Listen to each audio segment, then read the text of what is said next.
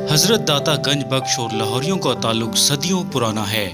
कहा जाता है कि लाहौरियों को दाता साहब और दाता साहब को लाहौरियों से खास उन्स है। जब से हजरत अली बिन उस्मान अल जलाबी अल हजवेरी ने रावी किनारे अपना डेरा डाला और लाहौरियों ने इन्हें दाता गंज बख्श के नाम से पहचाना, तब से इनका आस्ताना दाता का दरबार और लाहौरी शहर दाता की नगरी कहलाने लगा। मैं हूं फैसल अकरम और आप देख रहे हैं HITV। हमारे चैनल को सब्सक्राइब करें और बेल आइकन का बटन दबाएं ताकि हमारी हर आने वाली नई वीडियो आप तक पहुंच सके। आज यही दाता दरबार लाहौर की अहम पहचान है। वैसे तो अल्लाह के इस कामिल वली की सिफात और करामात बयान करने के लिए एक सगीम दफ्तर भी नाकाफी है, लेकिन आज हमारा मौजू लाहौरियों की मुआशी तहजीब पर दाता हुजूर की रूहानी असरात हैं।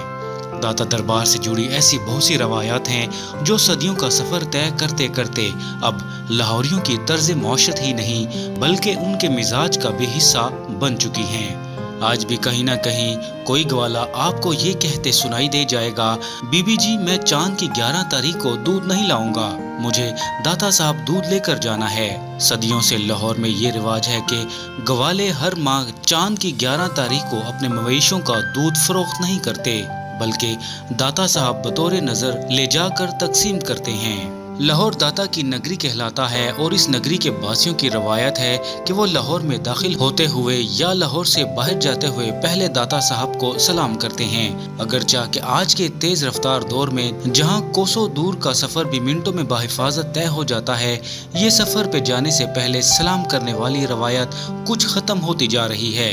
लेकिन अभी भी बहुत से दाता के दीवाने ऐसे हैं जो शहर में दाखिल होते ही पहले दाता को सलाम करते हैं, फिर अपने घर जाते हैं। और लाहौरियों पर ही क्या मौकूफ, यहाँ तो लाहौर आने वाले हर मुसाफिर की यही ख्वाहिश होती है कि लाहौर आया हूँ तो दाता साहब को सलाम करके ही जाऊँगा।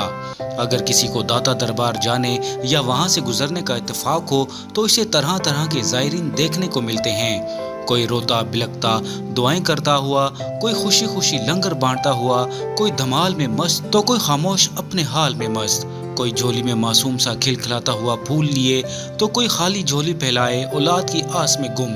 और जैसा कि औलिया की शान है कि वो अपने पेशवाए रहमतुल्लिल आलमीन सल्लल्लाहु अलैहि वसल्लम की निस्बत से खुद भी फैज़ आलम होते हैं और उनके मज़ारों और आस्थानों पर आने वाले किसी मखसूस फ़िरके या मज़हब से ताल्लुक़ नहीं रखते बल्कि वो अपने फैज़ से पूरी आलम इंसानियत को फ़ायदा पहुँचाते हैं। दाता दरबार पर भी हर रंग व नस्ल, हर मजहब और हर खित्ते का ज़ायर हाजिरी के लिए आता है। दाता गंज बख्श का नाम दुनिया के कोने कोने में लाहौर की पहचान बन चुका है। बड़े सगीर की तारीख में लाहौर को मरकजी अहमियत हासिल रही। माजी में यहाँ बड़े बड़े दबंग और नादिर शाही हुक्मरानों की हुकूमत रही, बल्कि आज भी है, जिन्होंने लोगों पर अपनी धाक बिठाने के लिए सौ जतन किए। किसी ने आन की आन लाखों लोगों को तहतीक कर डाला तो किसी ने किले और महलात बनाकर अमर होना चाहा। कोई इसे सनती तरक्की की बुलंदियों पर ले जाना चाहता था तो कोई इसे हुस्न और खूबसूरती में पेरिस बनाने पर तुला हुआ है।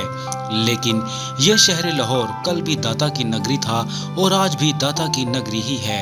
इसीलिए अगली मर्तबा कहीं दियार गैर में अगर आप अपना तारुफ करवाएं कि मैं लाहौर से आया हूं और सामने वाला जवाब दे कि अच्छा अच्छा दाता की नगरी से, तो हैरान होने की बजाय फ़ख्र से कहें कि हाँ उसी दाता की नगरी से जो गंज बख्श भी है और फैज़ आलम भी।